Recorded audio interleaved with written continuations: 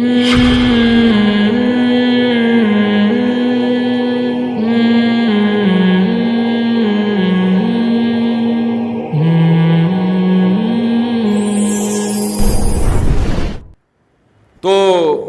اچھا، جو میرے شیخ حضرت مفتی عبد الرحیم صاحب ہیں نا، یہ بھی اپنے والد کے 8ویں یا 9ویں نمبر پہ ہیں. اگر ان کے ابا بھی کہتے 2 بچے ہی اچھے، کیونکہ غریب تھے، گاؤں میں رہتے تھے، تو آج نہ مفتی عبد الرحیم ہوتے اور نہ میں آپ کے ساتھ یہاں بیٹھ کر بولو بیان کر رہا ہوں. وہ ان کے ابا کی جو ہے نا اس کی بھینٹ چڑھ چکے ہوتے کہ پیسے بچاؤ کل کام آئے گا. ہو سکتا ہے انہوں نے کوئی پیسے بچا کے شاید کوئی کچھ بنا لیا ہوتا، وہ بھی نہیں بنتا. تو گھروں میں رونق پیدا کرو. اور رہا مسئلہ کہ بیویاں نہیں مانتی، آج کل عورتیں ایگری نہیں ہوتی، ہم کیوں بچے پیدا کرنے کی مشین ہے. یہ فیملی پلاننگ والوں نے نا ان کو پٹیاں پڑھائی ہوئی ہیں. عورت بچے پیدا کرنے کی مشین نہیں ہے.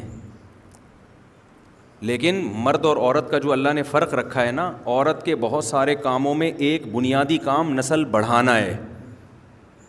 جیسے مرد کمانے کی مشین نہیں ہے، لیکن جب شادی کرے گا روزانہ ناشتہ کرانا بھی مرد کے ذمے، دوپہر کا کھانا بھی کس کے ذمے، دوپہر کا کھانا کما کے لانا کس کے ذمے ہے، مرد کے ذمے. رات کا کھانا کما کے لانا کس کے ذمے، مرد کے ذمے. گیس کا ساری زندگی بل دینا کس کے ذمے، مرد کے ذمے. بجلی کا ساری زندگی بل دینا کس کے ذمے، مرد کے ذمے. تو مرد یہ کہے کہ میں کوئی کمانے کی مشین ہوں، تو یہ کہنا صحیح ہوگا؟ بیگم آج ناشتہ ختم، میں کوئی ناشتے کی مشین ہوں کہ ہر وقت انڈے پراٹھے نکال کے لاتا رہوں میں تمہارے لیے؟ اس کو کہا جائے گا بھائی تو جو بھی مشین ہے لیکن تیری ذمہ داری ہے، یہ فطرت نے تیرے ذمہ لگایا ہے کہ جب تیرے گھر میں عورت آئے گی تو ساری زندگی ناشتہ، کھانا، ڈنر، علاج، معالجہ، گیس، بجلی، یہ سارا تیرے باپ کو بھی ادا کرنا پڑے گا. تو ایسے ہی جب عورت آئی ہے تو اس کو نسل بڑھانی پڑے گی، یہ اس کی ذمہ داری ہے. وہ نہیں کرے گی مجرم ہوگی. وہ یہ نیچر نے اس کے ذمہ لگایا ہے، مذہب نے نہیں، نیچر نے. مذہب نے اس کی تاکید کی ہے. جو کام نیچر کرتی ہے مذہب اس کو پروموٹ کرتا ہے. دانتوں کا کام چبانا ہے یا نہیں ہے؟ ہاں، مسکرانے کا کام بھی لیتے ہیں دانتوں سے آپ. اب آپ جب بھی چباؤ، صبح پراٹھا کھا رہے ہو وہ چبا کے کھا رہے ہو، دوپہر کھانا کھا رہے ہو وہ چبا. دانت نے احتجاج شروع کر دیا، میں کوئی چبانے کی مشین ہوں کیا؟ آپ کہیں گے بھائی آپ مشین ہو یا نہیں ہو، آپ کا کام کیا ہے؟ چبانا. کیونکہ آپ نہیں چباؤ گے معدے کی ایسی کی تیسی. تو اسی طرح عورت کی فطرت نے ذمہ داری لگائی ہے نسل بڑھانا. وہ نہیں بڑھائے گی، کلچر کی ایسی کی تیسی، تہذیب کی ایسی کی تیسی، خاندانی نظام کی ایسی کی تیسی ہو جائے گی، رشتے ختم ہو جائیں گے. اب طلاقوں کا ریشو کیوں بڑھا ہے؟ ایک آدھ بچہ ہوتا ہے، عورت کے لیے طلاق لینا بہت آسان ہے، 2 بچے سنبھال لوں گی میں، کوئی مسئلہ نہیں ہے. پہلے زمانے میں آسان نہیں تھا، مرد کے لیے طلاق دینا بھی آسان نہیں تھا. شادی کے 4-5 سال میں 3-4 بچے ہو جاتے تھے. 4-5 سال کے بعد لڑائی شروع ہونے والی ہوتی ہے نا. ابے شروع میں دلہن تو سب کو اچھی لگتی ہے، شروع میں تو 6-7 مہینے سبھی چل رہے ہوتے ہیں، اس کے بعد پھر 1-2 سال ویسی وقفہ کر رہے ہوتے ہیں کہ ابھی ہم ذرا گھومنے پھرنے جانا ہے. پھر یہ ایکچولی یوں ٹوپی ڈرامہ کر کے پھر 2 سال کے بعد 3 سال کے بعد اولاد جا کے ہونا شروع ہوتی ہے. پھر وہ 1 آدھ ہو گیا، 2 ہو گئے، پھر اس کے بعد اب پھڈے کا ٹائم. ہر میاں بیوی میں ایک ٹائم کے بعد پھڈا، کیونکہ اب تھک گئے ایک دوسرے کو دیکھ دیکھ کے. اب وہ جذبات بھی نہیں رہے، اب خامیاں سامنے آنا شروع. تو جب بچے ہوتے تھے تو اب میاں بیوی کے پھڈوں کا جو ٹائم شروع ہوتا تھا اس میں بچوں میں مشغول ہو جاتے تھے. وہ پھڈے کہاں ہو جاتے تھے؟ سائڈ. کتنی لڑائیاں ہو بھائی، یہ 6 بچے ہیں، یہ 7، پھر بچے بھی بڑے ہو چکے ہوتے تھے، وہ ابا اماں کو سنبھال لیتے تھے. باپ کے سامنے اپنی بیوی کی غیبت کرنے کے لیے بچے تھے، یار تمہاری اماں یہ کر رہی ہے، بچہ تھوڑے آنسو پوچھ دیتا تھا ابا کہ ابا مجھے پتہ ہے آپ کے ساتھ بہت غلط ہو رہا ہے، میں جانتا ہوں. باپ کہتے تھے چلو ایک بچہ تو ہے نا میرے ساتھ. ماں کے ساتھ ظلم ہوگا، 2 بچے ماں کے ساتھ کھڑے ہوتے تھے، اماں ابا نے غلط کیا، میں ابا کو میں سمجھا دوں گا. لڑائی کا ریشو بھی کم اور اس کو سنبھالنے والے بھی مارکیٹ میں موجود ہیں.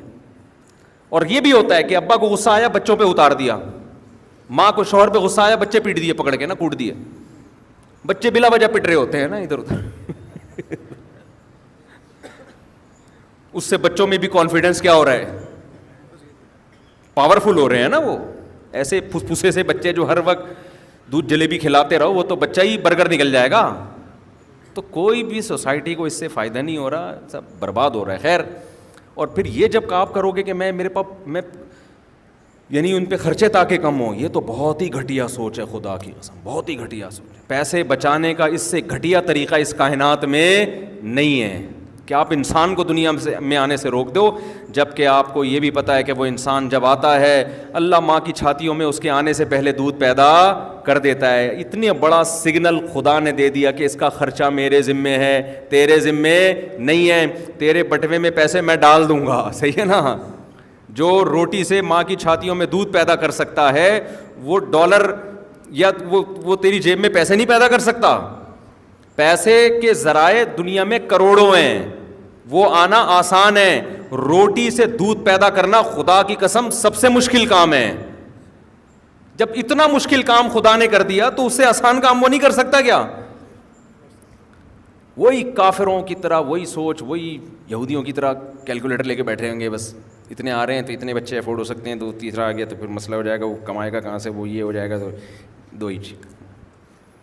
اور پھر جب حمل روکنے کی وجہ سے بیوی کی صحت خراب ہوتی ہے، حمل روکنے سے تو مرد کی بھی صحت خراب ہوتی ہے اگر وہ کچھ ایسے آرٹیفیشل طریقے ہیں، عورت کی بھی خراب ہوتی ہے. پھر اس کے لیے الگ سے ٹیبلٹ، پھر اس کے لیے الگ سے دوائیں، پھر اس کے سائڈ افیکٹ کا الگ سے علاج، پھر اس کا الگ سے علاج. پھر جو مانے حمل دوائیں عورتیں کھاتی ہیں 99.9% ڈپریشن میں جاتی ہیں. یہ تو لکھا ہوا ہے میڈیکل سائنس کی کتابوں میں کہ حمل روکنے کی کوئی ایک دوا بھی ایسی نہیں ہے جس سے عورت کو ڈپریشن نہ ہوتا ہو.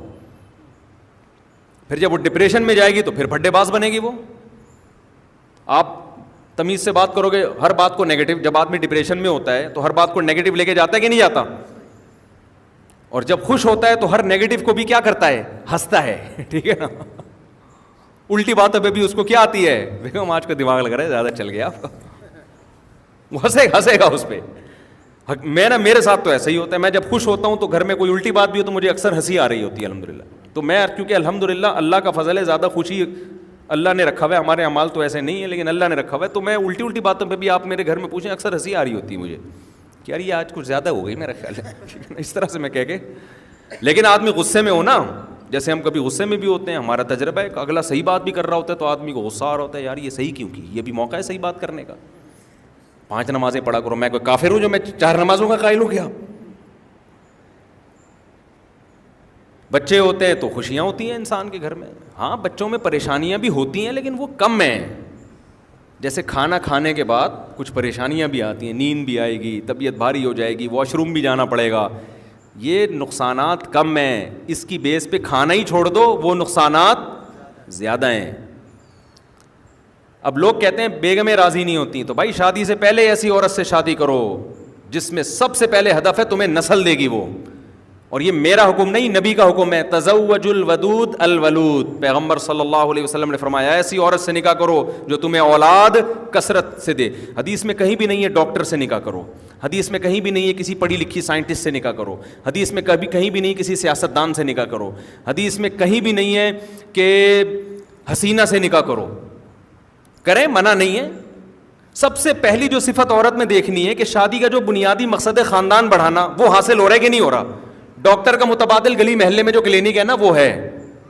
بیمار ہو جاؤ محلے والے، میرے پاس بہت سے ڈاکٹر ہیں، ان کا نمبر دے دوں گا، علاج کرا لینا. اس کے لیے بیوی ڈاکٹر ہونے کی ضرورت بولو نہیں، اس کے لیے بیوی کے لیکچرار ہونے کی ضرورت نہیں. ہاں ایک عورت آپ کو نسل دے رہی ہے، پھر اگر وہ پڑھی لکھی بھی ہے تو اور زیادہ اچھا ہے. کیا خیال ہے بھائی؟ پھر وہ اگر خوبصورت بھی ہے تو اور زیادہ اچھا ہے.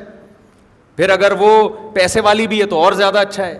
پھر اگر وہ لیکچرار بھی ہے تو اور زیادہ. پڑھی لکھی میں ذرا مینٹل لیول آدمی کا ملتا ہے، تھوڑا سا پڑھی لکھی ہوگی تو ہو سکتا ہے زبانی سے بات سمجھ میں آئے، لکھ کے دے دیں پڑھ لے.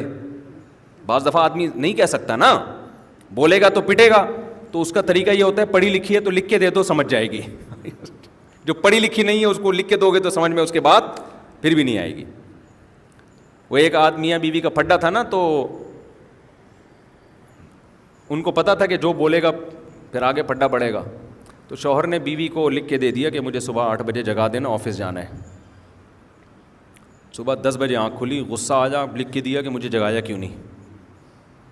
کیونکہ ان کا ایگریمنٹ ہوا تھا بھائی بات نہیں کریں گے. جب بات کر، کیونکہ لکھنے میں نا ٹائم لگتا ہے، آدمی کہتا ہے گالیاں والیاں نکال کے بس جو ٹو دا پوائنٹ بات ہے وہ لکھو. بولنے میں تو آدمی اسپیڈ میں بولتا چلا جاتا ہے. اس لیے جن کے یہاں پھڈا ہو نا، یہاں وہاں ہی اچھا ہے. ان میاں بیوی پہ پابندی لگاؤ، بولو آئندہ آپ دونوں جو بھی بات کریں گے لکھ کے ہوگی بات. اس سے دیکھو 99% مسئلے کیا ہو جائیں گے، حل ہو جائیں گے. حقیقت بتا رہا ہوں. اور اس کو یہ بھی بولا کرو جو لکھ کے دو گی تو پہلے ایک دفعہ پڑھو گی بھی. اور میں بھی جب لکھ کے دوں گا پڑھوں گا. یہ 6 مہینے پریکٹس کریں, دیکھو مزہ نہ آئے پیسے واپس.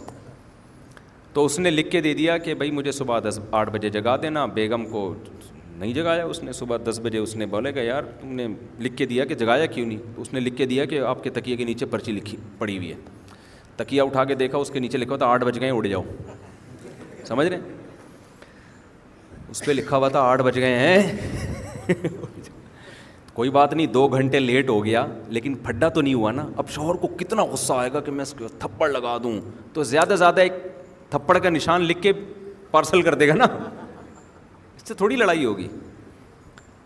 تو خیر میں کنجوسوں کی اقسام بیان کر رہا تھا کہ جو پرلے درجے کے کنجوس ہیں وہ اس طرح بھی پیسہ بچاتے ہیں کہ اپنی نسل کو روکو. پرلے درجے کے کنجوس ہیں وہ اس طرح بھی پیسہ بچاتے ہیں کہ اپنے ابا کے مال پہ نظر رکھنا شروع کر دو, کیونکہ ہمارا حق ہے. کہہ بھی رہے ہوتے ہیں حالانکہ باپ کی زندگی میں اس کے مال میں آپ کا کوئی حق نہیں ہے. حدیث میں آتا ہے انت و مالک لابیک, تو بھی تیرا مال بھی تیرے باپ کا ہے. یہ کسی حدیث میں نہیں ہے کہ تیرا باپ بھی اور اس کا مال بھی کس کا ہے, تیرا ہے. یہ کسی حدیث میں نہیں ہے. سمجھتے ہو کہ نہیں سمجھتے؟ ہاں جب باپ مر جائے تو پھر شریعت نے رکھا ہے. مرنے سے پہلے تو سوچو بھی نہیں, تصور بھی نہیں کرو.